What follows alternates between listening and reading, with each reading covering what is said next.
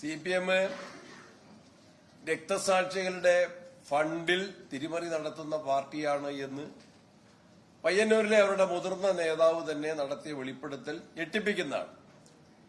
അതിലെ പാർട്ടി മറുപടി പറയുന്നതിന് പകരം അദ്ദേഹത്തെ കുഞ്ഞികൃഷ്ണനെ പാർട്ടിയിൽ നിന്ന് പുറത്താക്കുകയും അദ്ദേഹത്തെ പിന്തുണയ്ക്കുന്നവരെ ഭീഷണിപ്പെടുത്തുകയും സമരം നടത്തിയവരെ ആക്രമിക്കുകയും ചെയ്യുന്ന ശൈലിയാണ് CPM സ്വീകരിക്കുന്നത്.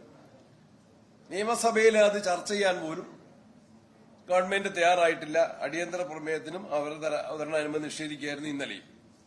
ഇതിപ്പോ മനസ്സിലാക്കുന്ന തിരുവനന്തപുരത്ത് വിഷ്ണു എന്ന CPM പ്രവർത്തകന്റെ മരണത്തെ തുടർന്ന് ആ കുടുംബത്തെ സഹായിക്കാൻ സ്വരൂപിച്ച രക്തസാക്ഷി ഫണ്ടിലും തിരിമറി നടത്തിയിട്ടുണ്ടെന്ന് കുടുംബാംഗങ്ങൾ പറയുന്നു. അതിനേക്കാൾ എല്ലാം ഗൌരവത്തിലുള്ള ഒരു കാര്യം കൂടി ചൂണ്ടിക്കാണിക്കുന്നു. കരിവണ്ണൂർ ബാങ്ക് കവർച്ചാ കേസിൽ വ്യക്തികളല്ല, CPM നേതാക്കന്മാർ മാത്രമല്ല, ഇന്ന് അതിലെ പ്രതിപ്പട്ടികയിൽ 69ാം പ്രതിയായിട്ട് കേരളത്തിലെ CPM പാർട്ടിയെ, തൃശൂരിലെ CPM പാർട്ടി ആസച്ച് പാർട്ടി ആ നിലയിൽ തന്നെ പ്രതിപ്പട്ടികയിൽ ചേർത്തത് കേരളത്തിന്റെ രാഷ്ട്രീയ ചരിത്രത്തിൽ ആദ്യത്തെ സംഭവമാണ്.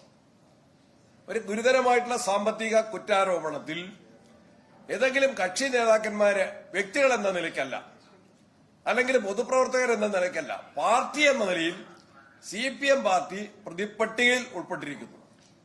അത് വളരെ ഗൌരവത്തിലുള്ള കാര്യമാണ്. പാർട്ടി അതിനെ സംബന്ധിച്ച് ഉത്തരം പറയണം. ജനങ്ങൾ CPM എവിടെ നിൽക്കുന്നു, സാമ്പത്തിക കാര്യങ്ങളിൽ CPM എവിടെ നിൽക്കുന്നു എന്നതിന്റെ ഗുരുതരമായ തെളിവുകൾ തന്നെയാണ് അടുത്ത ദിവസങ്ങളെല്ലാം വെളിപ്പെട്ടുകൊണ്ടിരിക്കുന്നത്.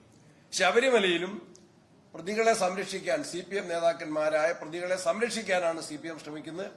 ഹൈക്കോടതി തന്നെ പറയുകയാണ്, കുറ്റപത്രം സമർപ്പിക്കാൻ വൈകുന്നത് പ്രതികൾക്ക് ജാമ്യം കിട്ടാൻ, അവരെ സഹായിക്കാനാണ് ഈ നടപടി എന്നത് ഹൈക്കോടതി പോലും സംശയത്തോടെ കാണുന്ന കാര്യമാണ്. ഞങ്ങളത് ഗൌരവത്തിൽ ഉന്നയിച്ച